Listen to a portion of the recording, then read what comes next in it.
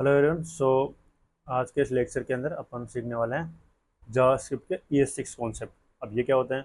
Well, जो JavaScript के काफ़ी वर्जन्स आए हैं, तो ES6 एक वर्जन है जावास्क्रिप्ट का जिसके अंदर काफ़ी न्यू कॉन्सेप्ट इंट्रोड्यूस किए गए हैं। अब ये वो कॉन्सेप्ट्स हैं, इसका मतलब ये नहीं है कि भाई इसके बिना आप काम नहीं कर सकते थे। ऑफकोर्स आप इसके बिना भी काम कर सकते थे, बट ये आपकी लाइफ थोड़ा ईजियर बना देता है एज ए कोडर। आप जब आप कोड करते हो तो आपको ये कुछ इस तरह की चीज़ें इसमें इंट्रोड्यूस की गई है जो आपके एज ए कोड करने का तरीका थोड़ा ईजी बना देता है और थोड़ा एक सिस्टमेटिक तरीके से आप कोड कर सकते हो। तो उसमें क्या क्या है? वेल, पहले अपन वेरिएबल सिर्फ वर के थ्रू बनाते थे, बट अब ये इसके अंदर आपको इंट्रोड्यूस एक तरीका और दे दिया गया है। लेट और कॉन्स्ट के थ्रू भी आप वेरिएबल्स बना सकते हो। क्या होते हैं अपन सीखेंगे। एरो फंक्शंस बनाने का नया तरीका भी इन्होंने दिया है। टेम्पलेट लिटरल्स, वेल ये भी काफ़ी हेल्पफुल है, जो कि मैं बताऊंगा कि कैसे ये हेल्प करता है आपकी HTML का कोड वगैरह लिखने में, उसके अंदर जावास्क्रिप्ट और उसको HTML को साथ में लिखने में कैसे हेल्प करता है ये टेम्पलेट लिटरल्स। डिस्ट्रक्टिंग के बारे में कैसे अपन वैल्यूज निकालते हैं, जैसे एरे के अंदर से और या ऑब्जेक्ट के अंदर से अपन वैल्यू निकालते थे वो। रेस्ट एंड स्प्रेड ऑपरेटर्स, ये भी वही तरीका है। मतलब किस तरह से अपन वैल्यूज को पास कर सकते हैं, वैल्यूज निकाल सकते हैं, मतलब डिफरेंट तरीके से कुछ ऑब्जेक्ट्स को या फिर लिस्ट को जोड़ने का एक तरीका। तो इसके थ्रू अपन करते हैं। क्लासेस, ऑब्वियसली पहले फंक्शनल तरीके से अपन फंक्शन बनाते थे इसके अंदर, बट अब इसके अंदर अपने को क्लासेस भी दी गई है जिससे अपने को ऑब्जेक्ट ओरिएंटेड की फील हो जाती है। ऑल्दो अंडर द हुड ये अभी भी सेम, मतलब आपका जो वो होता है प्रोटोटाइप चेन होता है, इनहेरिटेंस होता है, तो उसी को यूज़ करता है। बट आपको एक कोड में आप लिख सकते हो, जो क्लासेस वाली फील आ सकती है। अगर आपको ऑब्जेक्ट ओरिएंटेड प्रोग्रामिंग आपको एक्सपीरियंस है तो आपको ये वहाँ पे आपको ये सारे कॉन्सेप्ट मिल जाएंगे। मॉड्यूल्स वगैरह कैसे बनते हैं, कैसे उनको एक्सपोर्ट करते हैं, इंपोर्ट करते हैं, वो भी अपन सीखेंगे कि भाई जैसे अपन मैथ वाला मॉड्यूल इंपोर्ट करते थे, तो अब अपन खुद भी बना सकते हैं, उनको एक्सपोर्ट भी कर सकते हैं ताकि दूसरी फाइल में अपन उसको यूज़ कर सकें, एंड कुछ भी जो भी अपना मतलब एक कोड एक एब्स्ट्रैक्शन होता है और एक रीयूजेबिलिटी होती है, वो उससे बढ़ जाती है। फिर उसके बाद आते हैं अपने promises, and I think promise की मीनिंग गलत है, I don't know, but I guess yes ये गलत आ गया, बट ठीक है। ओके, तो प्रोमिस ये भी आ गया है। तो कॉल बैक हेल्थ से बचने के लिए अपने को प्रोमिसेस का एक वे दिया गया है जिससे अपन उसको बच सकते हैं कॉल बैक हेल्थ का। अगर आपको आइडिया नहीं है तो ये जावास्क्रिप्ट में अंदर एक कॉमन प्रॉब्लम थी कि भाई आपको कुछ टास्क करने हैं one by one, like one after another, तो आप कॉल बैक के थ्रू करते थे। एंड बट अब प्रोमिस के थ्रू आप उसको उस हेल से बच सकते हो कॉल बैक ऐसे, जिससे नेस्टेड एक बहुत सारे फंक्शन के अंदर के फंक्शन कॉल होती जाती थी, उससे आप बच सकते हो प्रोमिस के थ्रू। अब उसी को अच्छे से हैंडल करने के लिए एसेंट का वे भी दिया गया है, तो अपन इसके बारे में पढ़ेंगे। तो यार ये तो थोड़ा इंट्रोडक्शन की क्या अपन इस पूरे लेक्चर के अंदर आपको पढ़ने को मिलेगा। एंड मैं इसके अंदर हर चीज़ अच्छे से एक्सप्लेन करने की कोशिश करूँगा कि why do we need it, क्या इसके एग्जैक्टली फ़ायदे हैं, एंड कौन सी चीज़ कब यूज़फुल है और किस में ज़्यादा यूज़फुल है। So will see you. Okay everyone, so let's start from the let const. तो सबसे पहले अपन पढ़ते हैं लेट कॉन्स्ट की इसकी जरूरत क्या पड़ी थी। देखो, अब जावास्क्रिप्ट में वेरिएबल तो पहले बनते थे वॉर के कीवर्ड के थ्रू, राइट। आई होप आप लोगों को पता हो कि वॉर कीवर्ड के थ्रू अपन वेरिएबल्स बनाते थे कि var name is equal to Ajay. तो ये भी एक तरीका था बनाने का, बट इसमें प्रॉब्लम ये थी कि फंक्शनल स्कोप है। अब फंक्शनल स्कोप का मतलब कि अगर आप फंक्शन बनाओगे तो उस फंक्शन के अंदर एक्सेस कर सकते हो, उसके बाहर एक्सेस नहीं कर सकते। बट ब्लॉक स्कोप नहीं होता था वो, मतलब कि अगर आपने इसमें बना दिया इसको, मतलब ऐसे इफ मैं यहाँ लिख देता हूँ ट्रू, इसमें बना दिया तो इसको आप बाहर भी एक्सेस कर सकते हो। मतलब यहाँ लोग लगा के अगर मैं करूँगा तो यहाँ पे आप इसको एक्सेस कर सकते हो। अब इसको जाता हूँ, मैं रन करता हूँ इसको, नोड ES6।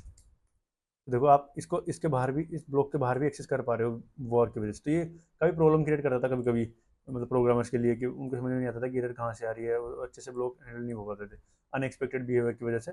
ये कॉन्सेप्ट इंट्रोड्यूस किया गया लेट कॉन्स्ट का। अब इसके थ्रू अगर आप करते हो, जैसे लेट के थ्रू आप बनाते हो यहाँ पे, मतलब लेट कीवर्ड लग देते हो और बार अगर एक्सेस करने की कोशिश करते हो तो ये एरर देगा, बोलेगा कि आपका वेरिएबल एक्सेस नहीं करता है। ये देखो इसने बोला है कि नेम इज़ नॉट डिफाइंड, तो इसका मतलब है कि भाई आपका वेरिएबल बना नहीं है अभी तक, क्योंकि वो अलग ब्लॉक के अंदर है। तो ये प्रॉब्लम इसकी वजह से सोल्व हुई थी, ताकि आपको बिहेवियर आपके कोड का अच्छे से हो, अनएक्सपेक्टेड बिहेवियर नहीं रहे। कौन सी जरूरत क्या पड़ी थी? देखो, लेट के थ्रू अगर आप कोई वेरिएबल बनाते हो, जैसे मैं name is equal to Ajay लिख दूँ, तो मैं क्या कर सकता हूँ, यहाँ जाके नीचे नेम में चेंज भी कर सकता हूँ। मतलब यहाँ पे मैं विजय लिख सकता हूँ, ये लिख दूंगा तो यहाँ पे विजय प्रिंट हो जाएगा, मतलब अपडेट हो जाती है वैल्यू इसके अंदर। तो नेम अगर आ जाऊँ तो यहाँ पे विजय प्रिंट होगा। आई होप आप लोगों को इतना पता होगा, कॉमन सेंस वाली बात है। ये रन करता हूँ, देखो विजय प्रिंट हो गया यहाँ पे। बट अगर मैं इसको कॉन्स कर देता हूँ, तो आप कॉन्स में क्या होता है कि जो वैल्यू बाद में वैल्यू है ना वही रहेगी, मतलब आप ये असाइन नहीं कर सकता मैं बाद में, जो यहाँ पे मैं डालूंगा वही वैल्यू उसके अंदर रहेगी। तो ये कभी कभी अपने को जरूरत पड़ती है ताकि कॉन्स्टेंट वैल्यू चाहिए अपने को, बार बार अपडेट नहीं कर पाए अपन प्रोग्राम में, इस तरह का कुछ अपनी प्रॉब्लम्स आती है। जैसे कि अपन कुछ सीक्रेट की वगैरह हो गए या फिर कुछ भी प्रोग्राम में स्टोर करने हैं, बहुत कम वैल्यू स्टोर करते हैं, बट वो कुछ वैल्यू ऐसी होती है जो अपन चाहते नहीं कि कोई उसको चेंज करे प्रोग्राम के अंदर। तो देखो अब अगर मैं इसको रन करता हूँ तो ये देगा कि असाइनमेंट टू कांस्टेंट वेरिएबल, कि मतलब ये प्रॉब्लम है तो ये नहीं कर सकते आप, तो ये देता है जो कि सही है। तो ये प्रॉब्लम ये दूर करता है, मतलब इसका फ़ायदा ये है कॉन्स्ट का। तो ये हो गया। अब आते हैं एरो फंक्शंस के ऊपर। अब मैं थोड़ा सा इसको नीचे कर लेता हूँ, यहाँ लिखता हूँ एरो फंक्शंस। ओके, अब एरो फंक्शंस क्या होते हैं? वेल नॉर्मली ये एक फंक्शंस होते हैं जो जावास्क्रिप्ट के अंदर, और स्ट्रेंज बात ये है कि जावास्क्रिप्ट के अंदर काफ़ी सारे तरीके हैं फंक्शन बनाने के। वेल सबसे पहले इसका रीज़न तो ये है, एक तो यार कि देखो जावास्क्रिप्ट बनाई गई थी किसी और पर्पज़ के लिए, जब शुरुआत में जब बनाई गई थी उन्होंने जावास्क्रिप्ट बनाया था, तब नॉर्मली इंटरेक्टिव बनाने के लिए वेब पेजेस को बनाया गया था। तो उसको आइडिया नहीं था कि बनाने वालों को कि इतना कुछ भी यूज़ होगा इसका, पर धीरे धीरे जैसे यूज़ केसेस बढ़ते गए एंड थोड़ी कुछ प्रॉब्लम्स आती है तो सोल्व करते गए, और आज अपने पास हज़ारों तरीके हैं इसमें ये चीज़ें करने के। तो उसी तरह से एरो फंक्शन भी फंक्शन क्रिएट करने का तरीका होता है, उसमें कुछ नहीं करना पड़ता। नॉर्मल आप अपना लेट कॉन्स्ट का वो बना सकते हो, लेट जैसे कि मैं फंक्शन बना लूँ, कोई ग्रीट फंक्शन बना लेता हूँ, वही नॉर्मल। तो आपको ये वाला ब्रेक लगा के बस यहाँ पे एरो साइन बनाना पड़ता है, दैट्स इट। और ये बन गया आपका फंक्शन। तो इसमें आप कुछ भी लिख सकते हो, लॉक करा सकते हो, इसमें यहाँ लॉक करा सकते हो hello from arrow function. And अगर इसको मैं कॉल कॉल वही नॉर्मल तरीके से करते हैं, नॉर्मल तरीके जो पहले करते थे, इसको अगर मैं करता हूँ कॉल, मुझसे रिटर्न करता हूँ इस फाइल को, तो यहाँ पे आ जाएगा हेलो फ्रॉम एरो फंक्शन, क्योंकि ये फंक्शन कॉल हो गया, नॉर्मल काम कर रहा है, बस ये एरो यहाँ पे लगाना होता है।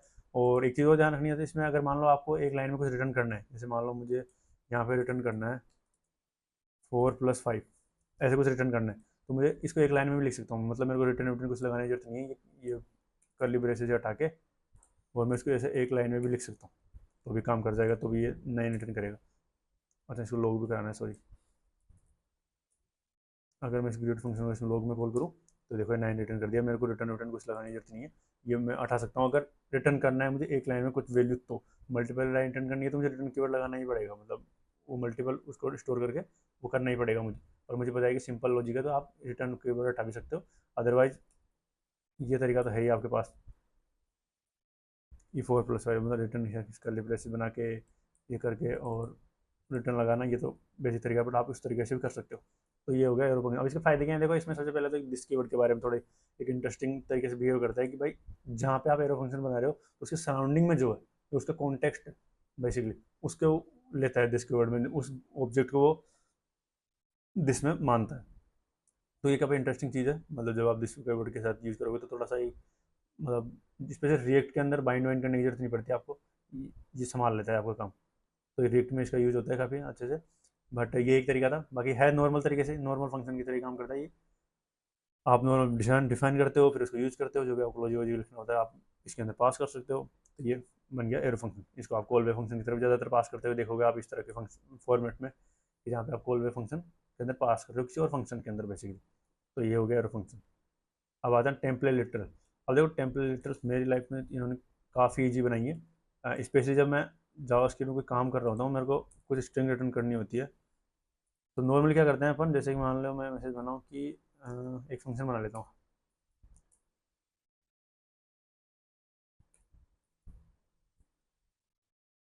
फंक्शन बनाते हैं ग्रीट करके, अगेन ग्रीट फंक्शन बना रहा हूँ सॉरी। और इसी एक नेम वेरिएबल ये आर्ग्यूमेंट लेता है, पैरामीटर लेता है, और ये रिटर्न करता है, ये सॉरी लॉग कराता है हेलो। तो अभी नॉर्मल कैसे काम करोगे आप, मतलब आप हेलो लोगे, फिर प्लस लगाओगे और फिर नेम लगाओगे, हेलो नेम प्लस, फिर मैं यहाँ पे कुछ और लिख दूँ जैसे कि हेलो नेम कॉमा लगा के हाउ आर यू, ये लिखना है आपको। तो ये एक तरीका है, राइट। गिट, इसमें मैं पास कर दूँ अजय, तो ये मेरे यहाँ पे प्रिंट कर देगा hello Ajay how are you. तो अभी देखो थोड़ा सेंटेक्स में दिक्कत है, मतलब सही तरीके से जमा नहीं है, मतलब तो अभी आप क्या करोगे, थोड़ा स्पेस यहाँ दोगे, थोड़ा सा स्पेस यहाँ दोगे, इस तरीके वापस रन करोगे, फिर आ जाएगा hello Ajay how are you, थोड़ा अच्छे से दिख रहा है, राइट। और ये सब आप अवॉइड कर सकते हो अगर आप इस तरह करो तो, डबल बैकटिक टेम्पलेटर के थ्रू करोगे तो हेलो, यहाँ डॉलर लगाओ बैकटिक के अंदर, जहाँ पे भी आपको जावास्क्रिप्ट यूज़ करनी है टेम्पलेटर के अंदर, तो डॉलर लगाना है, curly braces close and sorry open close, उसके अंदर आप कोई भी एक्सप्रेशन जावास्क्रिप्ट का लिख सकते हो। तो मैं स्विच फोर दबा, डॉलर आना चाहिए, dollar curly braces open curly braces बंद, और जो भी आप एक्सप्रेशन जावास्क्रिप्ट को लिखना चाहते हो वो इसके अंदर लिख सकते हो आप, वैलिड। फिर मैं लिख दूंगा हाउ आर यू। ये ज़्यादा थोड़ा एक मतलब अच्छे से लिखने में आ रहा है मेरे को। तो अभी से हम रिटर्न करूँगा तो देखो hello Ajay how are you, ये थोड़ा सा अच्छे से दिख रहा है। इसमें मेरे को प्लस वलस लगाने की फॉर्मेटिंग चेक करने की जरूरत नहीं, बस सीधा स्ट्रिंग लिखते जाओ, बस डबल बैक टी लगाए और उसके अंदर अपना जावास्क्रिप्ट का जितने भी लाइन में आगे लिखना चाहूँ वो लिख सकता हूँ, कितनी भी बार में ये कर सकता हूँ। दूसरी चीज़, अगर नहीं मल्टीपल लाइन आपको कुछ करना था, मल्टीपल लाइन स्ट्रिंग बनानी थी, तो आपको /n लगाना पड़ता था। तो यहाँ पे वो भी टेंशन खत्म, आप कितनी भी लाइन, कितना भी बड़ा टेक्स्ट वगैरह कुछ भी लिख सकते हो टेम्पलेट लिटल के थ्रू। तो ये इसका मेन यूज कैसे है, मतलब ज़्यादातर यूज इसका होता है। तो ये टेम्पलेट हो गया अपना। फिर आता है डिस्ट्रक्चरिंग। अब डिस्ट्रक्चरिंग क्या है, आई होप मीनिंग सही है इसकी। डिस्ट्रक्चरिंग मतलब होता है कि आपको इसको बंद कर देता हूँ। डिस्ट्रक्चरिंग का मतलब होता है कि भाई कुछ वैल्यू आप निकाल रहे हो, डिस्ट्रक्चर कर रहे हो, किसी एरे के अंदर से वैल्यू निकाल रहे हो, ऑब्जेक्ट के अंदर से प्रॉपर्टीज वगैरह कुछ निकाल रहे हो। जैसे कि मैं एग्जांपल देता हूँ, लेट एरे साइन बना है ए और बी, और यहाँ पे एरे बना हुआ है आपके सामने 1 2 3 4। तो अब आपके सामने अगर आपको इसको लॉक कराओगे तो ए और बी को लॉक कराओगे तो आपके 1 और 2 आ जाएगा। ये डिस्ट्रक्चरिंग कर लिया अपने, मतलब वैल्यू निकाल ली। पहले इसको क्लियर कर देता हूँ, नोड एंड ES6, और देखो 1 और 2 आ गया ए और बी के अंदर। तो ये एक तरह से सिंपल तरीके से आपने वैल्यू निकाली 1 और 2। अदरवाइज क्या करते हैं आप, पहले तो इसको एक एरे में स्टोर करते हैं, जैसे एरे होता, इसको ऐसे भी कर सकते हो आप, सेम तरीके से काम करेगा एरे, तभी भी सेम ही काम करेगा। मतलब वापस रन करके दिखाता हूँ, देखो 1 और 2 काम कर रहा है। तो अभी क्या करते हैं आप, ए और बी वेरिएबल बनाते हैं, फिर उसके अंदर एरे 0 एरे 1 करके इंडेक्स में आप निकालते हो। तो इस तरह से थोड़ा आसान हो जाता है। उसी तरह से आप ऑब्जेक्ट में भी कर सकते हो सेम चीज़। मैं इसको बंद करता हूँ, लेट ऑब्जेक्ट, इसमें नेम अजय, एज 25, ये मैं करता हूँ। अब मैं इसको निकाल सकता हूँ, लेट वही ऑब्जेक्ट बनाऊंगा, नेम एज बराबर ऑब्जेक्ट, और अगर लॉक कराऊंगा अब तो नेम और एज, तो आप देखोगे तो यहाँ पे अजय और 25 आ चुका है। ध्यान ये रखना कि अगर यहाँ पे ऑब्जेक्ट है तो यहाँ पे भी कर्ली ब्रेसेस से लगाना। अगर मैं यहाँ पे एरे कर दूँ तो दिक्कत देगा, ये एरर देगा, क्योंकि ये इसको इंडेक्स की तरह करने की कोशिश करेगा और वहाँ पे कोई इंडेक्स एग्जिस्ट करती नहीं है। देखो ये एरर दे रहा है, यहाँ ऑब्जेक्ट इज नॉट इटरेटेबल, तो इस वजह से प्रॉब्लम कर रहा है। तो मेक श्योर कि वहाँ पे ए और बी चल गया था, पर यहाँ पे नेम वही होना चाहिए जो यहाँ पे की एग्जिस्ट करती हो, मतलब नेम नाम की एग्जिस्ट भी करती हो, यहाँ पे जो लिख रहे हो वो एग्जिस्ट करता हो। तो वहाँ पे कुछ निकाल रहे हो, मतलब डिस्ट्रक्चर कर रहे हो, कुछ निकाल रहे हो आप। अदरवाइज आपको ऑब्जेक्ट फिर की का नाम देकर उस वेरिएबल में स्टोर कराना पड़ता। तो तरीके एज आई सेड कि तरीके वैसे भी ऑलरेडी थे इसके अंदर, जावास्क्रिप्ट के अंदर ये काम करने के, बट ये थोड़ा सा क्लीन हो गया ये, बस दैट्स इट। तो ये डिस्ट्रक्शन का अपने हो गया, कैसे अपन करते हैं। Hello everyone, so today we are going to learn about a very important concept in ES6, जो कि जावास्क्रिप्ट के अंदर इंट्रोड्यूस किया गया था। उसका नाम है रेस्ट ऑपरेटर और स्प्रेड ऑपरेटर। ये काफ़ी यूजफुल फीचर है ES6 के अंदर, जो कि आपको देखने को मिला होगा। अगर आपको थोड़ा बहुत React.js का इनका एक्सपीरियंस है तो आपको वहाँ पे देखने को मिला होगा ये सिंटेक्स वगैरह के बारे में, जहाँ पे अपन प्रॉप्स के अंदर से कैसे काम की चीज़ें निकाल लेते हैं, बाकी चीज़ों को कहीं और स्टोर कर लेते हैं, उसमें ये काम आता है। तो आज अपन इसको पढ़ेंगे। तो मैं आपको एग्जांपल के थ्रू समझाता हूँ रेस्ट ऑपरेटर के बारे में। सबसे पहले अपन पढ़ते हैं रेस्ट ऑपरेटर के बारे में। तो लेट्स अज्यूम कि आपके पास एक एरे है एंड उसके अंदर वैल्यू 1 2 3 4 4 5 इस तरह की वैल्यू पड़ी हुई है आपके पास। तो अब आपको इसमें से कुछ वैल्यूज यूज करनी है, मतलब शुरुआती कुछ वैल्यूज है जो आपको निकालनी है, मतलब आपको यूज करनी है। तो आप क्या करोगे, पहले तो आप नॉर्मली आपके पास क्या ऑप्शन रहता है, वेरिएबल बनाओ एंड उसके अंदर स्टोर कर लो, फिर उसको यूज कर लो, राइट। बट यहाँ पे अगर आप रेस्ट ऑपरेटर का यूज करोगे तो इसके आपको काम और भी आसान हो जाता है। आपको करना क्या है, पहले तो वो बनाना है एक एरे का, वो इस तरह का एरे का साइन बनाएंगे, लेट वेरिएबल लिखोगे, एरे का साइन बनाओगे। ध्यान ये रखना है इसमें कि भाई जो आप एरे के साथ काम कर रहे हो तो इधर भी एरे का ही वो रहे, ठीक है, मतलब ईजियर बनने ईजियर उसके लिए। तो यहाँ पे सबसे पहले आप बनाओगे जो भी जितनी वैल्यू आपको निकालनी है। तो मान लो मैं चाहता हूँ कि शुरुआत की 2 वैल्यूज मेरे को यूज करनी है, तो मैं बनाऊंगा फर्स्ट सेकेंड, कोमा लगाऊंगा, ट्रिपल डॉट लगाऊंगा, और वहाँ लिख दूंगा रेस्ट ऑफ द एरे, मतलब एक नए उसका नाम, वेरिएबल का नाम, और इसके बाद जाके इसमें कर दूंगा एरे में स्टोर। तो एक्चुअली वो क्या रहा है मैं समझाता हूँ। आई नो थोड़ा सा कंफ्यूज हो सकता है, but let's try to understand it one by one. Rest of the, ये क्या काम करता है, तो जो भी शुरुआत में पहले जो भी वैल्यूज होगी इसके एरे के अंदर, तो 1 तो इसमें डाल देगा 1, सेकंड इसमें सेकंड। अब इनका कोई कोरिलेशन नहीं है, मतलब यहाँ पे आप कुछ भी रख सकते हो नाम, बस सेकंड वैल्यू जो भी होगी इंडेक्स पे वो इसमें वेरिएबल में डाल देगा ये। और बाकी जैसे आप ट्रिपल डॉट लगाओगे, ट्रिपल डॉट मतलब इसको लगाते हैं, मतलब अपने को रेस्ट ऑपरेटर और इसको यूज़ करने के लिए ट्रिपल डॉट लगाने पड़ते हैं, और जो भी वेरिएबल का नाम दोगे वो। तो मैं बोल रहा हूँ कि rest of the array, rest array, इसका मतलब है कि भाई इन दो वैल्यू को तो निकाल लो इसमें, बाकी जो भी वैल्यू बची है उनको एक साथ जोड़ दो। रेस्ट वर्ड का मतलब ये होता है कि भाई रेस्ट ऑफ द एलिमेंट्स है उनको ग्रुप में एक साथ करने का काम करता है रेस्ट ऑपरेटर। ओके, तो आई होप यू अंडरस्टैंड इट। और इसके अंदर से निकालेगा। तो अगर आप अपन लॉक करा के देखें इसको, तो फर्स्ट, सेकेंड एंड इसके अंदर यूज अपन नॉर्मल वेरिएबल की तरह करेंगे इसको भी, रेस्ट वेरिएबल या ट्रिपल डॉट यहाँ यूज करते वक्त नहीं लगाएंगे, सिर्फ डिफाइन करते वक्त अपन लगाएंगे। तो अभी देखना इसमें पहले में तो आ जाएगा 1, इसमें आ जाएगा 2, और रेस्ट एरे के अंदर 3 4 5 आ जाएगा। चलते हैं यहाँ पर रन करता हूँ फाइल को, नोड रेस्ट फाइल का नाम, और ये देखो 1 2 और 3 4 5, बाकी रेस्ट ऑफ द एरे इसमें आ गया।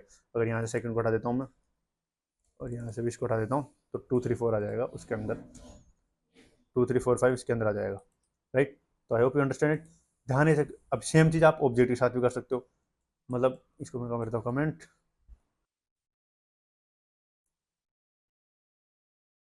अभी सेम काम आप ऑब्जेक्ट के साथ भी कर सकते हो। तो मान लो जैसे आप ऑब्जेक्ट बने, आपके पास है पर्सन करके ऑब्जेक्ट है, एंड इसके अंदर आपको एक नेम प्रॉपर्टी दे रखी है आपने, नेम अजय एंड एज 25 और इज सिंगल, ट्रू दे दी आपने, ये अगर पढ़ा है। अब आपको इसमें से कुछ मान लो जैसे बहुत बड़ा ऑब्जेक्ट है, और ये स्पेशली ये सेंटेक्स आपको रेट में देखने को मिला होगा, जैसे मतलब बहुत बड़ा ऑब्जेक्ट आ रहा है आपके पास, तो आपको इसमें से कुछ एक दो वैल्यू निकालनी, बाकी आपको मतलब नहीं और चीज़ों से मतलब वो कहीं और स्टोर करना चाहते हो, तो वहीं पे आपको हेल्प हो जाती है लेट, यहाँ पे ऑब्जेक्ट बनाओगे। अब देखो यहाँ ऑब्जेक्ट था, तो यहाँ पे आपको ऑब्जेक्ट ही बनाना पड़ेगा, मतलब इस तरह का ध्यान रखना इन चीज़ों का, मतलब क्योंकि छोटी छोटी गड़बड़ हो जाती है ना, ऑब्जेक्ट आ रहा तो ऑब्जेक्ट बनाओगे, और एरे आ रहा तो एरे का बनाओगे, मतलब ईजी रहता है ये अंडरस्टैंडिंग के लिए, ठीक है। एंड तो यहाँ पे मैं नेम में नेम स्टोर कर लूँगा, और बाकी को मैं लगा दूंगा ट्रिपल डॉट और रेस्ट ऑब्जेक्ट, इस तरह करके काम करता हूँ। रेस्ट ऑब्जेक्ट कुछ भी नाम लिख सकते हो आप, चलिए वेरिएबल का नाम है, बस ट्रिपल डॉट लगाने का मतलब है कि आप इसको रेस्ट ऑपरेटर के थ्रू यूज करना चाहते हो। मैं अगर लॉक कराऊंगा इनको, नेम के अंदर नेम,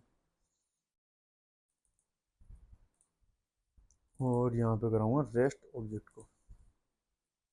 चलते हैं इसको रन करते हैं, नोड फाइल को रन करता हूँ, और ये देखो अजय, नेम के अंदर अजय आ गया, जो कि मेरा यहाँ पे अजय था, और बाकी रेस्ट ऑब्जेक्ट के अंदर बाकी जो भी बचे हैं, एज और इस सिंगल जो भी बचे हैं वो।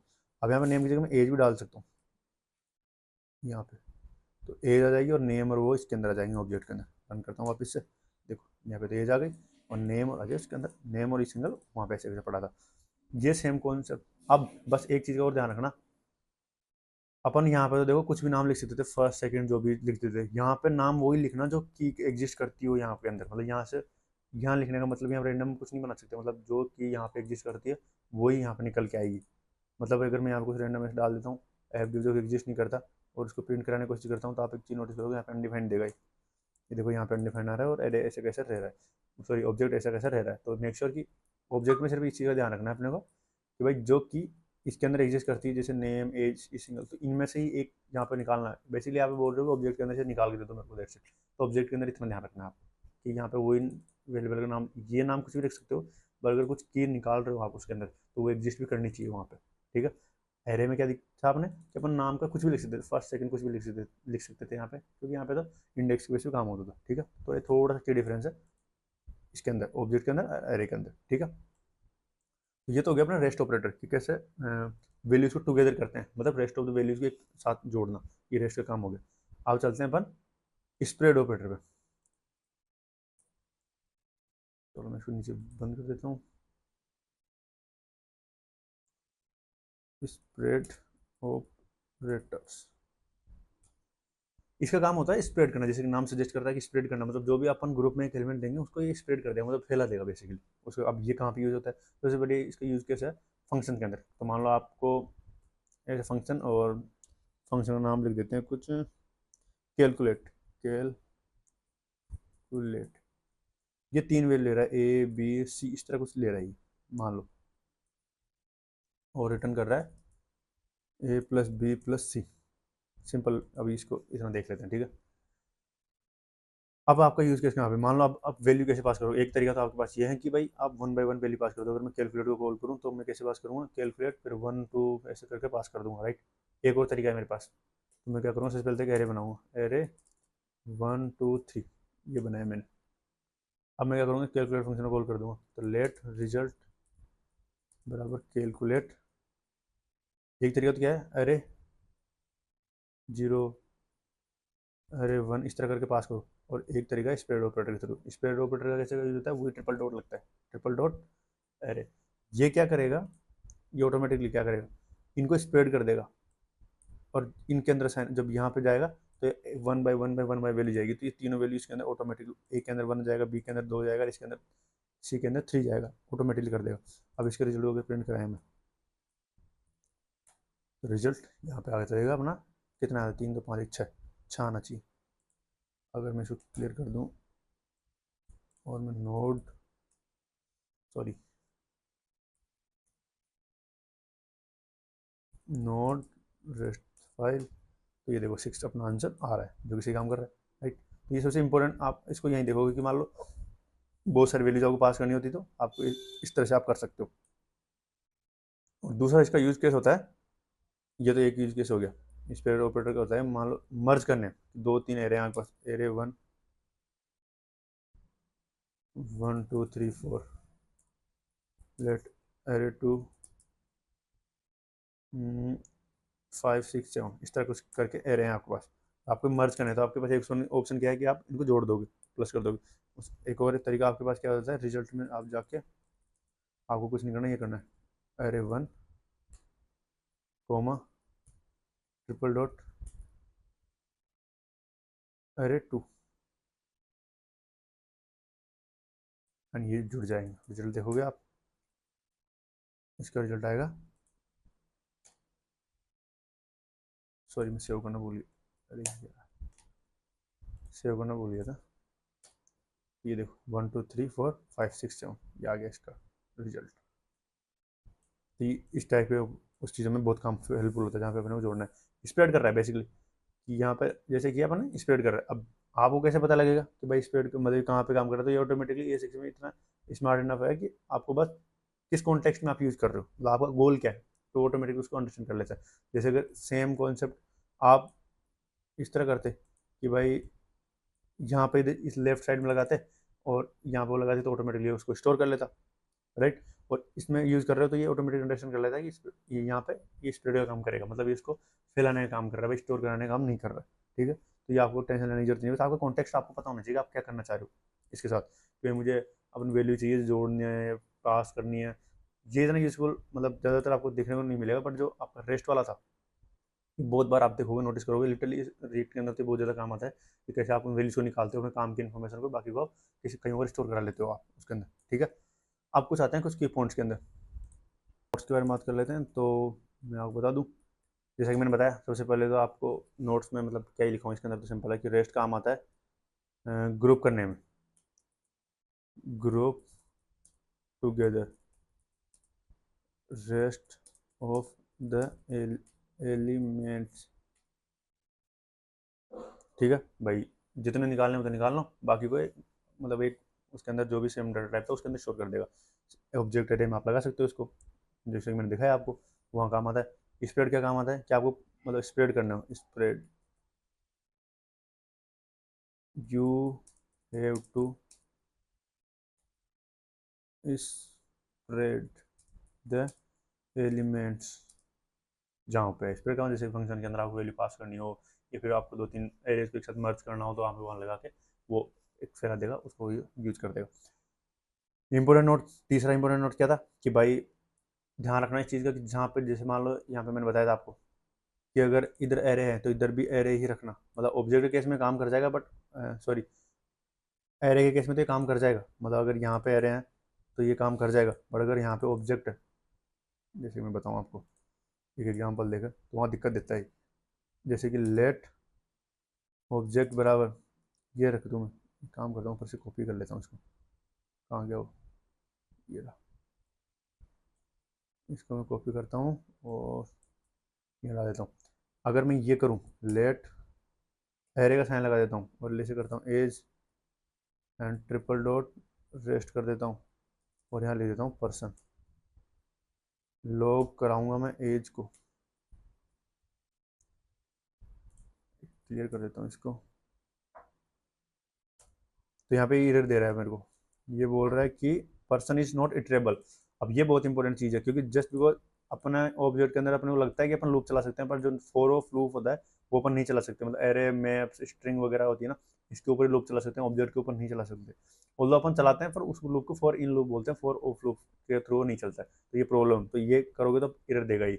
मेक श्योर कि आप यहाँ पे अगर ऑब्जेक्ट है तो इधर भी ऑब्जेक्ट लाने की कोशिश करो। मतलब जैसे यहाँ पे मैं अगर सेम ऑब्जेक्ट करता हूँ, इसको कन्वर्ट करता हूँ, तो ये काम कर जाएगा। मतलब यहाँ पे मेरे 25 एज आ जाएगी, जो कि यहाँ से निकल के आ रही है। उल्टा चल जाएगा ये, जैसे कि अगर मान लो यहाँ पे एरे होता है, मैं इसको हटा दूँ और यहाँ पे लिख दूँ 1 2 3 4, मतलब पर्सन समझ जाना एरे हो, तो ऐसे चल जाएगा ये। देखो ऑल्दो अनडिफाइंड आएगा क्योंकि ये ऑब्जेक्ट है और आप इसमें से कुछ की निकालने की कोशिश कर रहे हो जो एज नाम की है, बट इसमें एज नाम की एग्जिस्ट करती नहीं है। तो यहाँ पे भी मैं इसको कर दूंगा एरे में कन्वर्ट, और जैसे ही करूँगा ये काम कर जाएगा। देखो इसमें 1 आ गया और रेस्ट के अंदर बाकी 2 3 4 5, सॉरी 2 3 4 आ जाएंगे। तो ये आपको ध्यान रखना है कि अगर आप जिस डाटा डिस्ट्रक्चर करने की कोशिश कर रहे हो, जिस डाटा टाइप का है उसका ही मेक श्योर करना कि लेफ्ट में जब आप ये बनाओ, मतलब लेट ये वगैरह बनाओ तो साइन भी उसी टाइप के डाटा टाइप का होना चाहिए। मतलब यहाँ पे ऑब्जेक्ट है तो यहाँ पे भी ऑब्जेक्ट रखना, यहाँ पे एरे है तो यहाँ का भी एरे रखना, सिंप्लिसिटी के लिए। ठीक है, तो सो या that's it in this video, and मैं मिलता हूँ आपको अगली वीडियो के अंदर। क्लासेस फिर उसके बाद अब आते हैं क्लासेस पे, पर मैं चाहता हूँ क्लासेस से पहले चलो एक बार क्लासेस पढ़ ही लेते हैं। फिर इसको क्लियर कर देता हूँ, थोड़ा सा नीचे आते हैं इसको और यहाँ डालता हूँ मैं क्लासेस। देखो अगर आप ऑब्जेक्ट ओरिएंटेड प्रोग्रामिंग के थ्रू आए हो तो आपको थोड़ा सा मतलब ये एक सिंटैक्टिक शुगर देता है। सिंटैक्टिक शुगर मीनिंग कि भाई बिहाइंड द सीन तो अभी भी ये नॉर्मल जो जावास्क्रिप्ट काम करती है उसी तरीके से करता है, फंक्शनल के through, prototype chain and prototype unit and उसके थ्रू ही काम करता ही है। बट आपको एक फील आ जाती है कि हाँ यार मैं क्लास के साथ काम कर रहा हूँ। मान लो आपको ऑब्जेक्ट ओरिएंटेड प्रोग्रामिंग का आपको आदत है करने की, तो आप क्या करोगे, क्लास बनाने के लिए आपको क्या करना पड़ता है, क्लास कीवर्ड लिखना पड़ता है ऑब्वियसली, एंड आपकी क्लास का नाम, जैसे पर्सन मेरी क्लास का नाम है तो मैंने लिख दिया, और ये बनाना पड़ता है दैट्स इट। अब इसके अंदर सबसे पहले एक फंक्शन होता है कंस्ट्रक्टर, वो बनाओ। उसके अंदर आर्ग्यूमेंट आप पास कर सकते हो, आप चाहो तो, जैसे नेम और एज। मैं चाहता हूँ पर्सन डाले जब पर्सन ऑब्जेक्ट बनाए तब, तो this dot name is equal to name हो जाएगा, this dot age is equal to age आ जाएगी। तो जब भी आप ये बनाओगे और इसमें एक फंक्शन बना, मेथड, मतलब क्लास के अंदर जो फंक्शन बनते हैं उनको मेथड्स बोलते हैं बेसिकली। क्लास के अंदर जो फंक्शन बनते हैं उनको मेथड्स बोलते हैं। एक मेथड बना लेता हूँ मैं। अब देखो क्लासेस का पॉइंट ये होता है कि क्लास के अंदर सारे से आपके प्रॉपर्टीज मेथड वो एक साथ एक पूरे उसके अंदर एग्जिस्ट करते हैं, एक ऑब्जेक्ट के अंदर एग्जिस्ट करते हैं, राइट। तो यही तो ब्लूप्रिंट होता है उसका, भाई जो भी आपको बनाना होता है उसका ब्लूप्रिंट आप एक उसमें डिजाइन कर लेते हो, राइट। तो एक मेथड होगा इसमें, मतलब अपन बना के चलते हैं, कुछ भी मेथड हो सकता है। और इसमें मेथड बनाने का तरीका क्या होता है कि फंक्शन कीवर्ड नहीं लिखना पड़ता, बस सिर्फ अपने मेथड का नाम, क्लोजिंग ओपनिंग, वो अपने क्या बोलते हैं इनको, पेरेंथेसिस आई गेस, और फिर कर्ली ब्रेसेस। इसके अंदर आप लिख सकते हो, जैसे मैं यहाँ पे नॉर्मल लॉक कराना चाहता हूँ कि हेलो डॉलर। अब दिस डॉट नेम से मैं अपना नेम निकाल लूँगा, मैं यहाँ से दिस डॉट नेम, ये मेथड इसमें प्रिंट करेगा। तो जब भी मैं इसका ऑब्जेक्ट बनाऊंगा यहाँ पे जाके, जैसे const object is equal to new keyword के थ्रू बनाते हैं, न्यू कीवर्ड लिखना पड़ता है, फिर पर्सन क्लास का नाम, जो भी क्लास आपको उसका नाम लिखना पड़ता है, उसको कॉल करना पड़ता है। अब इसमें आपको पास करना है दो चीज़ें, नेम और एज, क्योंकि आपने कंस्ट्रक्टर फंक्शन मेथड बनाया था। अब कंस्ट्रक्टर का मेथड क्या काम करता है कि जब भी आप क्लास को ये ऑब्जेक्ट बनाने की कोशिश करते हो तो वो ऑटोमेटिकली कॉल होता है बाय डिफॉल्ट। तो ये कॉल होगा तो ऑब्वियसली इसमें नेम और एज चाहिए इसको, तो मैं सबसे पहले डालूंगा इसमें अजय, दूसरा डाल दूंगा 25। तो अगर इसको लॉक कराता हूँ मैं ऑब्जेक्ट को, तो आप एक चीज़ नोटिस करना, देख देखो एक पर्सन नेम अजय और एक 25 इसमें दिखा रहा है, क्योंकि ये वाली। अब मैं इसके अंदर अगर कॉल करूँ इसको ऑब्जेक्ट डॉट ग्रीट मेथड, अब एक चीज नोट करना, ये बोलेगा हेलो अजय, ये बना दिया मैंने, ये डिफाइन एक जगह किया ग्रीट मेथड मैंने, और कितने भी ऑब्जेक्ट बना सकता हूँ मैं इसके थ्रू। अब ये दूसरा बना दिया मैंने ऑब्जेक्ट टू, और देखो इसको बंद कर देता हूँ। अब ऑब्जेक्ट इसके थ्रू कॉल कर रहा हूँ तो हमें अजय देगा, हेलो अजय आएगा यहाँ पे, पर जैसे मैं यहाँ चेंज करता हूँ ऑब्जेक्ट टू, तो ऑब्जेक्ट टू के ग्रेड मेथड को कॉल करेगा, और उसके अंदर मैंने क्या पास किया था, जैसे यहाँ पे मैं विजय पास कर देता हूँ, देखने यहाँ पे हेलो विजय आएगा, हेलो विजय, क्योंकि मैं इस मेथड को कॉल कर रहा हूँ, यहाँ पे मैंने नाम में विजय पास किया था, तो ये ऑटोमेटिकली ट्रैक रख रहा है मेरे लिए, तो ये थोड़ा आसान हो जाता है। इसके अंदर आप पूरा आप इस पर्सन से रिलेटेड जो भी आपके लाइक कैलकुलेशंस जो भी आप करना चाहते थे, स्टोर इन्फॉर्मेशन स्टोर करना, कैसे क्या लॉजिक वगैरह लगेगा, या फिर कुछ कैलकुलेशन वगैरह थी, जो भी करना चाहते हो आप इसमें मेथड बना के कर सकते हो, और आराम से उसको प्रोग्राम में यूज़ कर सकते हो। कैसे यूज़ करते हैं, कैसे यूटिलाइज करते हैं, वो ऑब्वियसली थोड़ा और एडवांस लेवल की चीज़ें हैं इसके अंदर, जैसे कि इनहेरिटेंस हो गया भाई, अगर आप मल्टीपल क्लासेज आपको बना रखी है, कैसे आप उनको यूज़ करते हो, वो सब मैं आपको कभी कहीं किसी और वीडियो में पढ़ाऊंगा। अभी के लिए मैं बस एक आपको जनरल आइडिया देना चाहता था कि ऐसे क्लास नाम की एक चीज़ यूज़ करती है, और बनती कैसे हैं, उसके मेथड्स क्या होते हैं, और यूज़ कैसे करते हैं। ठीक है, तो क्लास बनती कैसे हैं, क्लास की वर्ड लिखो, फिर क्लास का नाम कैपिटल में आना लिखना पहला वर्ड, और फिर उसके अंदर कंस्ट्रक्टर मेथड बनाओ, आपको जरूरत है तो, बट यूजुअली बनता ही है। एंड फिर कंस्ट्रक्ट मेथड क्या काम करता है कि भाई जब भी आप क्लास को ऑब्जेक्ट बनाओगे, यहाँ पे न्यू कीवर्ड लगा के क्लास का नाम कॉल करोगे, तभी ऑटोमेटिकली कॉल होगा, ताकि जब आप मेथड्स वगैरह बनाओ तो उसके अंदर अगर आप किसी चीज़ को यूज़ कर रहे हो तो ऑटोमेटिकली इनिशियलाइज हो जाए पे ऑलरेडी। तो जब ये अजय और 25 पास करोगे तो यहाँ पे जाके नेम में स्टोर हो जाएगा, और अजय में एज स्टोर हो जाएगी उस बंदे की, ताकि आप अगर उस क्लास के अंदर जाके कुछ भी मेथड्स के अंदर इस इन्फॉर्मेशन को यूज करके मेथड ऑपरेशन वगैरह परफॉर्म कर रहे हो, तो आप अच्छे से परफॉर्म कर पाओ। ओके, तो ये हो गया अपना क्लासेस। अब आते हैं अपन, क्या बचा है, modules, I guess modules, yes, ये थोड़ी सी इंटरेस्टिंग चीज़ है। वेल इंटरेस्टिंग चीज़ तो क्या है, मतलब बहुत सिंपल है, इसको मैं क्लियर कर देता हूँ, एंड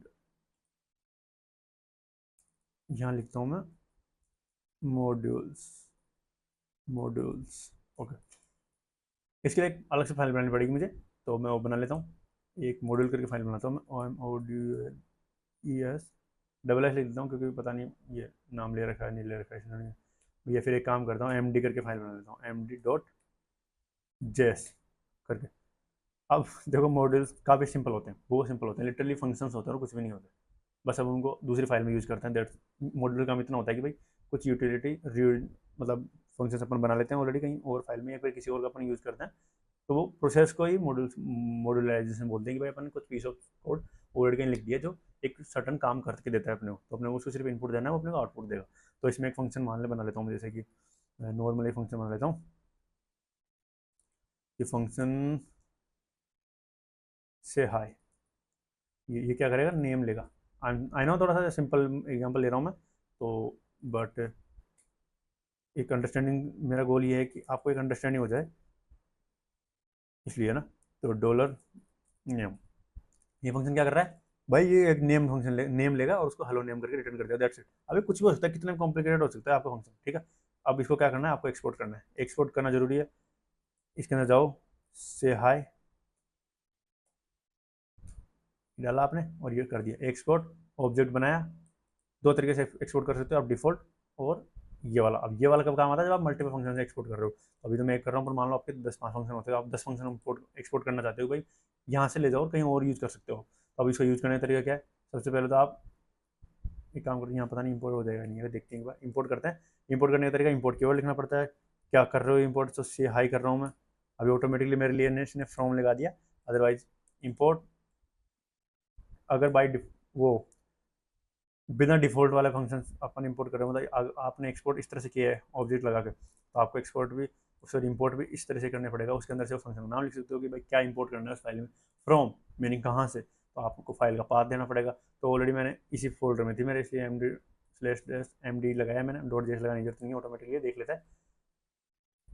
अदरवाइज मेरे को पूरा पाथ देना पड़ता है कि कहाँ पे वो फाइल फ्रॉम लगाने का, ठीक है। और अब मैं चाहूँ तो इस फंक्शन को यहाँ पे यूज़ कर सकता हूँ, बनाया कहीं और है मैंने, और इसके अंदर क्या करना है, मुझे सिर्फ पास करना है नाम। एंड अब इसको जाके मैं करता हूँ कॉल, वेट अ मिनट, ये एरर क्यों दे रहा है, can not use import statement outside A module.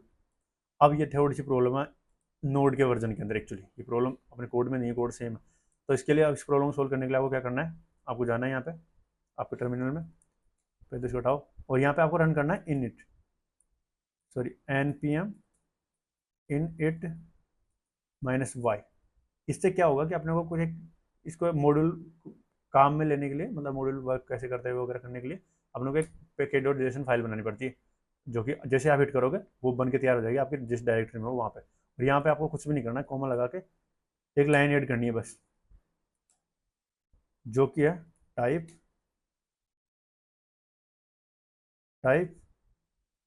Module, sorry ये मॉड्यूल, दैट्स इट। ये लाइन ऐड करनी है आपको, इतना से करना है आपको और कुछ भी नहीं करना।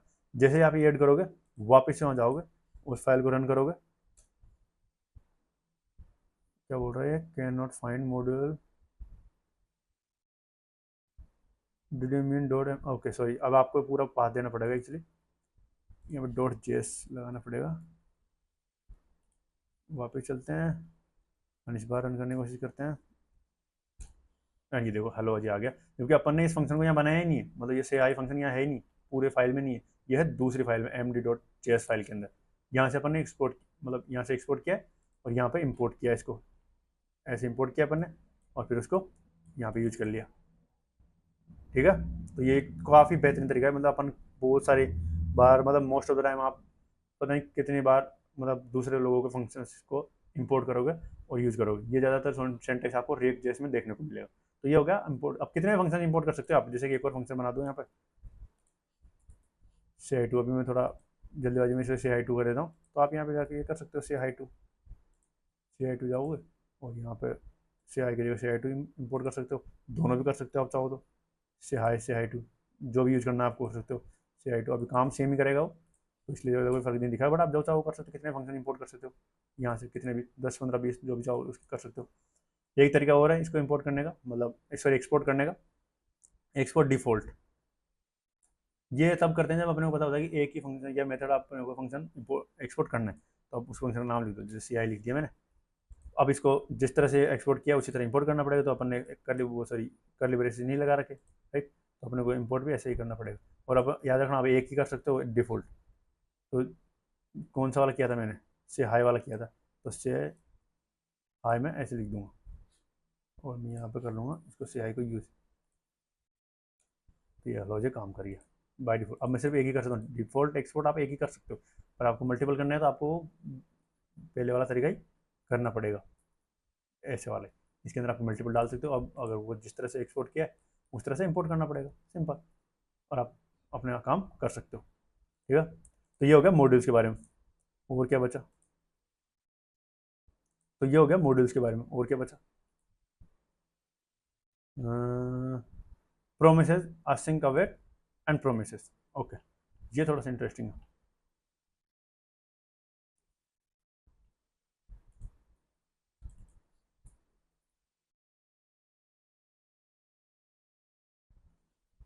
प्रोमिसेस एंड असिंक अवेट, ये अपन पढ़ने जा रहे हैं। ओके,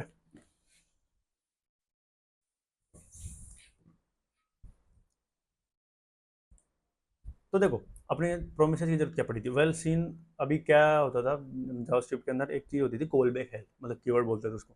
उसमें क्या होता था कि आपको अगर 4 5 टास्क ऐसे वन बाय वन करना है, लाइक वन के बाद दूसरा हो, दूसरे के बाद तीसरा हो, तीसरे के बाद चौथा हो, और ये टास्क टाइम लेंगे, मतलब वन कुछ भी टाइम ले सकता है, टू कुछ भी टाइम लग सकता है, थ्री कुछ भी टाइम लग सकता है, पर ये वन बाय वन उसके बाद ही होना चाहिए, मतलब वन खत्म हो उसके बाद ही दूसरा हो, दूसरे के बाद तीसरा हो, तीसरे के बाद चौथा काम हो, इस तरह करना होता था। तो अपन क्या करते थे, सेट टाइम आउट वगैरह का यूज़ करते थे, एंड इस तरह से कॉल बैक हेल्प बन जाता था।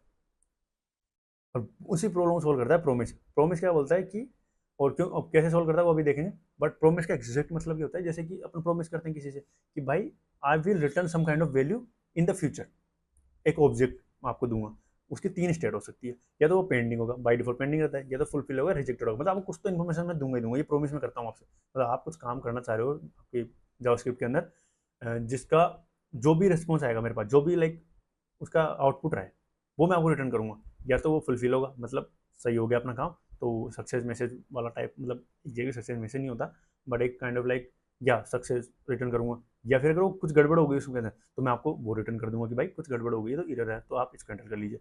बाय डिफॉल्ट पेंडिंग में स्टेट में रहेगा, तो 3 स्टेट है। तो प्रोमिस से प्रोमिस करता है कि ये आइडिया है प्रोमिस का, ठीक है। तो अब इस पे चलते हैं कि बनता कैसे और इसको यूज कैसे करते हैं। तो इसको बनाने के लिए सिंपल होता है, कॉन्स्ट प्रोमिस मैं वेरिएबल बना लेता हूँ, उसके अंदर न्यू कीवर्ड लिखना पड़ता है। प्रोमिस आपको ये कंस्ट्रक्टर का यूज़ करना पड़ता है। उसके अंदर एक एरो फंक्शन लेता है वो, या फिर फंक्शन लेता है, जो भी आपको बोलना है वो बोल सकते हो, जिसके अंदर दो कीवर्ड जाते हैं, रिजोल्व एंड रिजेक्ट। अब इनका नाम आप कुछ भी रख सकते हो, पर रिजोल्व रिजेक्ट pretty स्टैंडर्ड है। तो मैं एरो फंक्शन दे रहा हूँ। ये प्रोमिस एक फंक्शन लेता है जो कि कॉल वे फंक्शन लेता है, जो कि रिजोल्व और रिजेक्ट कीवर्ड लेता है, वो कॉल वे फंक्शन। अब इसका यूज़ करना है अपने को। तो जैसा कि मैंने कहा कि अगर मेरे को कोई सर्टन टास्क जो टाइम ले रहा है, तो मैं इसमें दो काम कर सकता हूँ। एक सेट टाइम आउट बनाऊंगा जो लेगा मान लो 1 सेकेंड, कुछ भी, और यहाँ पे मैं जाके कॉल कर दूंगा रिजोल्व को, कि माई वर्क इज डन, मैंने लिख दिया डन। रिजोल्व क्या करता है, इसको रेस्पॉन्स जो भी आप इसमें पास करोगे इसको रिजोल्व मार्क कर देगा। मीनिंग अभी जो मैं बताऊंगा थोड़ी देर में आपको दिक्कत क्या है। ये फिर एक काम करते हैं, एक फ्लैग बना लेते हैं यहाँ पे, उससे बेटर अंडरस्टैंडिंग हो जाएगी। फ्लैग बनाते हैं जिसके अंदर बाई डिफॉल्ट अपन डाल देते हैं ट्रू, और कंडीशन बेस पर रिटर्न कराते हैं। अगर फ्लैग ट्रू है, सॉरी फ्लैग ट्रू है, तो अपन कर देंगे रिजोल्व कि भाई ट्रू का मीनिंग मतलब मान लो कि कोई काम करना था आपको, वो हो गया और सही हो गया, मतलब उसमें कोई दिक्कत नहीं है करने में। 1 मिनट के बाद में जो भी 1 सेकेंड आप दिया उसमें अगर कुछ दिक्कत आ गई कि फ्लैग ट्रू नहीं है, मीनिंग कुछ प्रॉब्लम हो गई है, मतलब आप कुछ कैलकुलेशन कर रहे थे उसमें कोई दिक्कत आ गई, तो आप रिजेक्ट कर दोगे उसको। मैं बता रहा था ना, रिजोल्व रिजेक्ट जो भी रिस्पॉन्स होगा मैं दे दूंगा। तो यहाँ पे मैं पास कर दूंगा इरर अकर्ड। ये ऐसे नहीं लिखता but you get the point right, कि भाई अच्छा सिमुलेट करने की कोशिश कर रहे हैं अपन रियल लाइफ सिनेरियो को, ठीक है। तो अब इसका यूज कैसे करेंगे, भाई बना तो दिया, पर यूज कैसे करेंगे इसको, ठीक है। तो अभी मैं यहाँ पे आपको जो भी वेरिएबल में आपने स्टोर कर रखा है उस ऑब्जेक्ट को प्रॉमिस को स्टोर करना है। डॉट देन के अंदर तो क्या होगा ये अंडरस्टैंड कर लेना, डॉट देन तब चलता है जब आपका रिजोल्व मेथड कॉल होता है, याद से, ठीक है। और दूसरा होता है केच, मैं दोनों समझाता हूँ अच्छे से आपको।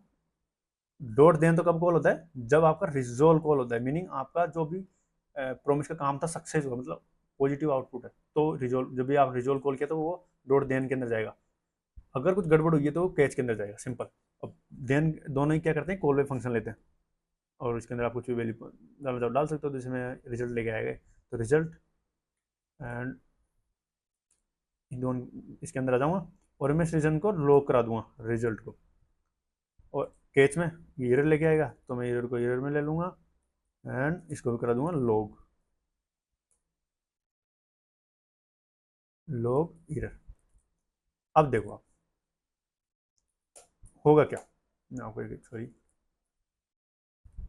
ओके। तो अपने एक वेरिएबल सॉरी एक प्रॉमिस बनाया, जो कि बनने का तरीका क्या होता है, न्यू कीवर्ड लगाना पड़ता है, प्रॉमिस कंस्ट्रक्टर आपको कॉल करना होता है, एंड वो एक लेता है कॉल बैक फंक्शन जिसके अंदर दो पैरामीटर लेता है, वो रिजोल्व रिजेक्ट।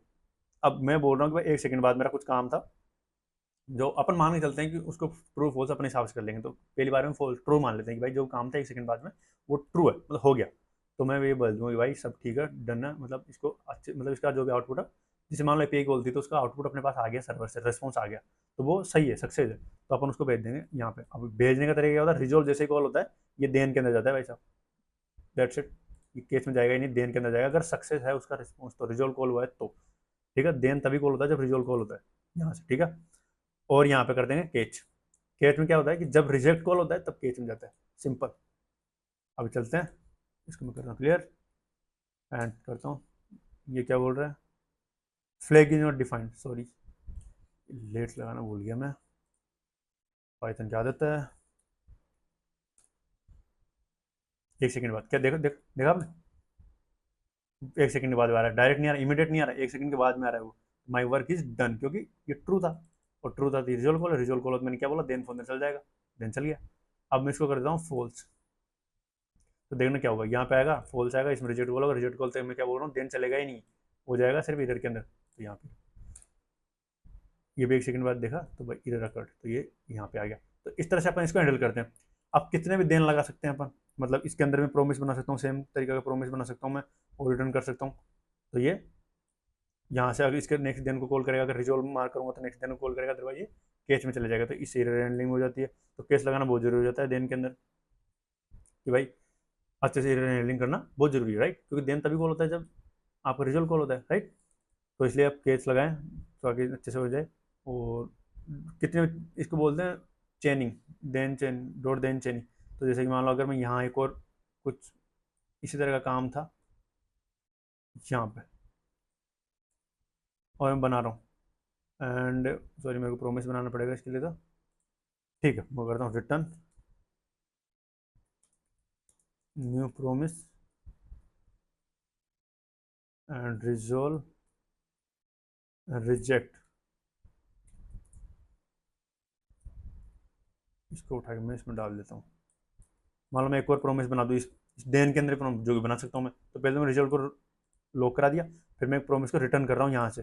रिटर्न कर रहा हूँ मीनिंग इसको हैंडल कैसे करूँगा मैं, यहाँ पे मैं रिटर्न कर रहा हूँ तो इसको मैं लगाऊंगा यहाँ डॉट देन को, डॉट देन यहाँ पे मैं ले लूँगा डाटा, ले लूँगा जो भी मेरा मन करे वो इसका नाम ले सकता हूँ। इसको लॉक करा दूंगा, लॉग डाटा, डाटा में कुछ और भेजता हूँ फ्रॉम देन, इस तरह भेज दिया मैंने। और इस फ्लैग एक और वेरिएबल बना देते हैं लेट फ्लैग, है ना सेम वेरिएबल है बट कोई दिक्कत नहीं है क्योंकि अलग स्कोप में है, बट मैं एक अंडरस्टैंडिंग लेके एक और आप चाहो तो किसी तरह में बना सकते हो। तो फ्लैग बना दिया मैंने ट्रू। अब ट्रू होता है 1 सेकंड बाद ये चलेगा, स्टार्ट यहाँ से होगा, जैसे 1 सेकंड बाद चलेगा देन आ जाएगा। ठीक है भाई, देन में मेथड कॉल किया, देन में क्या कर रहा है भाई, लोग रेस्ट, रेस्ट में क्या आ रहा है माई वर्क जो भी है रिजोल्व में पास करोगे वो यहाँ पे आ जाएगा। तो रिजोल्व में पास आ गया तो रिजोल्व में क्या कर रहा है, कौन सा रिजोल्व कर दो। ठीक है भैया कर दिया इसने, तो आपने आउटपुट आ जाएगा माई वर्क इज डन। फिर बोला रिटर्न करो एक न्यू प्रोमिस। ठीक है, वो कब, उसको अलग ही वेट करना पड़ रहा है कि भाई 1 सेकंड वेट करना है आपको। एंड फ्रॉम देन इसमें अगर ट्रू है बाई डिफॉल्ट तो रिजोल्व पास करता तो अगले दिन में चला जाएगा। तो मैं इसको प्रिंट कराता हूँ, मतलब कॉल करता हूँ सॉरी। तो आप देखना 1 सेकंड बाद प्रिंट होगा, अरे माई वर्क इज डन, ये रिकॉर्ड आ गया इसमें। वीक क्यों आया, क्योंकि मैं यहाँ पे ट्रू है सॉरी, फॉल्स था तो फॉल्स के बाद रिजेक्ट हो गया। तो रिजेक्ट में तो देन क्वेश्चन नहीं चला, ना तो ये देन चला ना ये देन चला, डायरेक्ट क्वेश्चन चला गया। My work is done and फिर आएगा from then, my work is done यहाँ से ये वाला जो कि इस देन में चला था। एंड फिर इस देन के अंदर भी कोई प्रोमिस बनाया था जो भी अपन ने रिटर्न किया था, ठीक है, और वो भी 1 सेकंड बाद कॉल होगा और वो रिजोल्व कर रहा है क्योंकि ट्रू था। तो ये यहाँ चला गया फ्रॉम देन। और इसमें अपन ने हैंडल कैसे, तो ये यहाँ पे इस फंक्शन के अंदर आ जाएगा, वो देन का कंट्रोल यहाँ पे आ जाएगा जैसे रिजोल्व कॉल होगा। ठीक है, डॉट देन तब चलता है जब रिजोल्व कॉल होता है। ठीक है, तो ये चीज़ का बहुत ध्यान रखना। अब कुछ चीज़ और ध्यान रखना कि अगर आप मान लो इसको रिटर्न नहीं करते हो तब क्या होगा, माई वर्क इज डन अनडिफाइंड आया, क्योंकि बाई डिफॉल्ट क्या होता है। अब आप बोलोगे कि भाई आपने तो बोला था भाई कि ये मेथड तब चलता है देन जब रिजोल्व कॉल होता है, राइट, मैंने बोला था अभी भी थोड़ी देर पहले, राइट। तो हुआ क्या, देखो यहाँ पे अपन रिजोल्व कॉल किया तो वो इस देन के अंदर आ गया पहले वाले जगह, जो कि अंडरस्टैंडेबल है, मैंने भी यही बोला था, राइट। पर आप बोलोगे कि भाई इसमें तो मैंने कहीं देन को मतलब रिटर्न कॉल ही नहीं किया। भाई इसको मैं हटा भी देता हूँ, इसको मान लो इसे हटा देते हैं,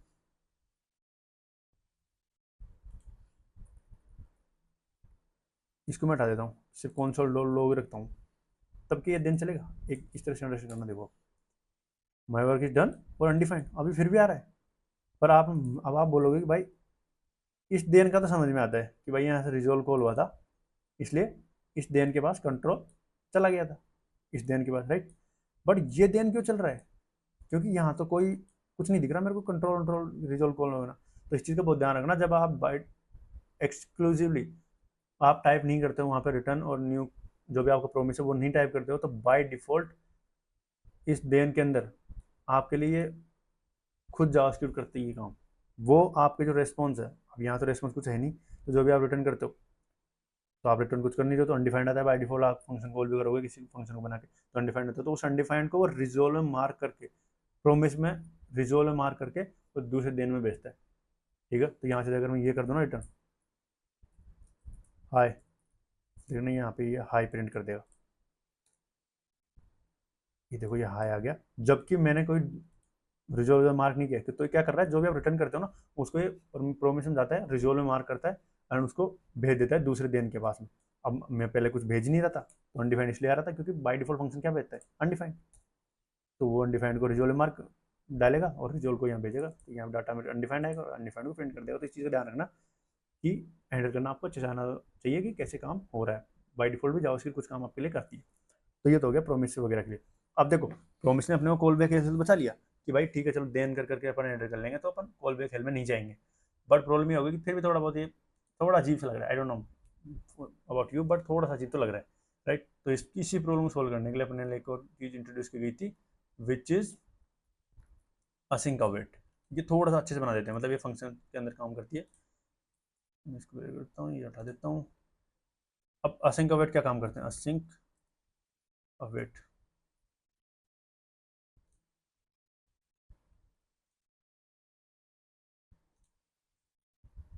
ओके। तो let's talk about async await. तो देखो असिंक अवेट का क्या सीन रहता है कि असिंक कीवर्ड आपको फंक्शन के पहले लगाना पड़ता है और अवेट आपके रिजॉल्व और रिजेक्ट का वेट करता है। क्या है कहना चाह रहा हूँ, देखो जो भी फंक्शन बनाओ उसके आगे आपको असिंक कीवर्ड लगाना पड़ता है असिंक फंक्शन को यूज करने के लिए, ठीक है। तो मैं यहाँ लिख देता हूँ फेच डाटा, लिख दिया मैंने कुछ ऐसे ही कि भाई इसके अंदर कुछ एपीआई वगैरह कॉल होगी। अब क्या करना है मुझे, एक प्रोमिस बना दिया मैंने, तो मैं प्रोमिस बनाता हूँ लेट प्रोमिस। फिर काम करते हैं, इसको कॉपी कर लेता हूँ, बार बार कौन सी मेहनत करे यार।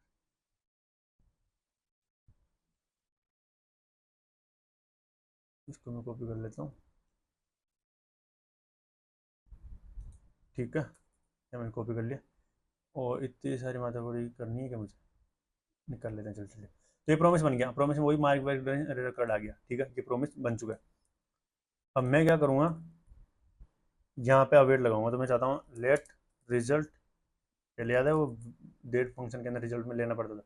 अवेट लगा दूंगा मैं किसके आगे, प्रोमिस के आगे, ये जो प्रोमिस वेरिएबल था इसके आगे। इससे क्या होगा कि ये अवेट करेगा जब तक ये रिजोल्व और रिजेक्ट नहीं हो जाता प्रोमिस। तो मान लो ये जो अपना 1 सेकंड तक ये वेट करेगा ही करेगा, मतलब नीचे लाइन नहीं चलेगी, बाई डिफॉल्ट चलेगी नहीं, अवेट करता रहेगा जब तक ये रिजोल्व और रिजेक्ट नहीं हो जाता। तो यहाँ पे अगर मैं जाके शो करूँ लॉग रिजल्ट, यहाँ तो रिजल्ट में तो वो आ जाएगा, मतलब रिजल्ट, बट और इसमें जाके करता हूँ कॉल में फेच डाटा। तो ये अवेट लगाना पड़ रहा है अपने को। अवेट क्या काम करता है, जब तक आपके प्रोमिस का ये वेट करता है कि भाई उसका रिजोल्व रिजेक्ट जो भी उसका आउटपुट है वो आया है नहीं है, ठीक है। ये इस चीज़ का वेट करता है। तो सेम आउटपुट आएगा अभी भी अपने पास, my work is done, simple, but 1 second बाद आ रहा है, राइट। तो 1 सेकंड तो उसने वेट किया और फिर उसने प्रिंट किया। प्रोमिसेज में नॉर्मल अपन जब देन के थ्रू हैंडल करते थे तो ऐसा नहीं होता था, ऐसा नहीं होता था, राइट। वो वेट करता नहीं था, यहाँ तक वो नीचे की लाइन में चला जाता था। तो इसने काइंड ऑफ सिंक्रोनस बना दिया, मतलब कोड को थोड़ा रीडेबल बना दिया, one line by one line, कहता है कि वेट कर सकते। तो आप मेक श्योर रहे कि आप जब अवेट असिंक अवेट को यूज़ करें तब थोड़ा सा ध्यान रखें कि भाई ये कोड को थोड़ा क्या है उसमें बना देता है। तो मान लो यहाँ पे कुछ ऐसा कोड और होता जो इस पर डिपेंडेंट नहीं है, तो वो वेट ही करता जब तक ये अवेट नहीं हो जाता, मतलब जब तक इसका रिजोल्व और रिजेक्ट प्रॉमिस नहीं हो जाता तब तक वो वेट ही करता इसको। तो ये थोड़ा ध्यान रखना। दूसरी चीज़ असिंक कीवर्ड लगाना बहुत जरूरी होता है अवेट यूज़ करने के लिए। फंक्शन के नाम से पहले असिंक बनाना होता है। असिंक क्या करता है बेसिकली कि जो फंक्शन होता है उसको वो प्रोमिस जनरेट करेगा बेसिकली आपके लिए। तो ये सीन रहता है उसका, असिंक ये बना देता है आपके फंक्शन को, ठीक है। और उसके अंदर आप अवेट, असिंक फंक्शन के अंदर अवेट का यूज़ कर सकते हो। अवेट का यूज़ करने के लिए असिंक कीवर्ड आपको लगाना जरूरी है फंक्शन के नाम के लिए, ठीक है। तो ये रहा बेसिक अंडरस्टैंडिंग को असिंक अवेट। इसे क्या कर सकते हो आप, जो आप अपन ये डेन डेन बना रहे थे उसकी बजाय अब आप क्या कर सकते हो, ये जैसे हैंडल किया इसके बाद एक कोई प्रॉमिस बनाया, आप आराम से दूसरा वो लगा सकते, प्रोमिस टू लगा सकते हो। तो ये सिंक्रोनस बन गया, वन बाई वन, राइट। और वही सेम चीज़ यहाँ कर सकते हो, टू में आ गया और रेस्ट टू। इस तरह आप थोड़ा एक सिंक्रोनस बन गया। अब ये देखो चलेगा नहीं जब तक ये रिजॉल्व नहीं होगा तब तक ये नहीं चलेगा। तो इसके नुकसान भी है, ऐसी बात नहीं, बट क्या थोड़ा सा रीडेबल बना देता है कोड को, थोड़ा सा उस सिंक्रोनस वे में ला के दे देता है। तो मेक श्योर जब आप इसको यूज़ कर रहे हो तो आपको पता हो कि आप क्या कर रहे हो, ओके। जो कि आई एम श्योर मोस्ट ऑफ लोगों को पता होगा।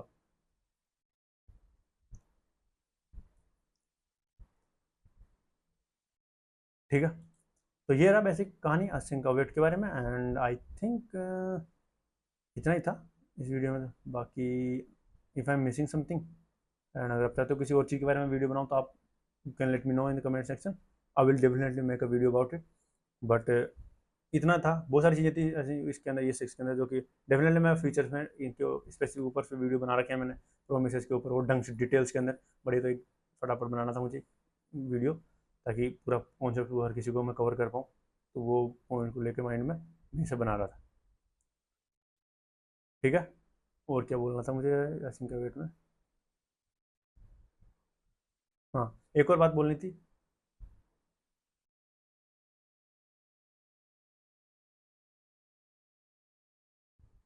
सो yeah, and thank you so much for watching this video, I hope you like this.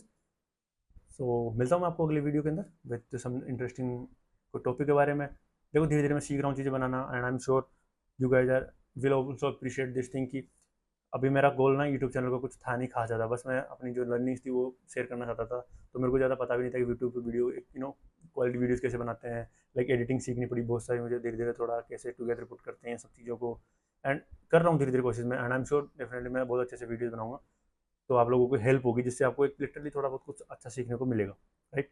सो या, तो अभी इस वीडियो को खत्म करता हूँ मैं इसी एंड के साथ, जिसमें अपन ने सीखा literally are this concept, let const के बारे में, फंक्शन के बारे में, टेम्पलेट लिटरल्स के बारे में, डिस्ट्रक्शन के बारे में, रेस्ट एंड स्पेस ऑपरेटर्स के बारे में, classes, modules, permission, assign object के बारे में, क्योंकि बहुत सारी चीज़ें, राइट। तो आई होप थोड़ा बहुत आपको आइडिया लगा होगा इन सब के बारे में, और आप चैट जीपीटी का यूज़ कर सकते हो बेसिक आइडिया लेने के बाद, जैसे कि ये उठा के मैं इसमें कम आपको डिस्क्रिप्शन में डाल दूंगा ये चीज़ें, ताकि आप उठा उठा के वहाँ से चैट जीपीटी में जाओ, अच्छे से एक्सप्लेन करो why this way, why not that way, तो ये थोड़ी अंडरस्टैंडिंग आपकी बेटर करता है, राइट। सो या, मिलता हूँ मैं आपको अगली वीडियो में, thank you so much guys, have a nice day.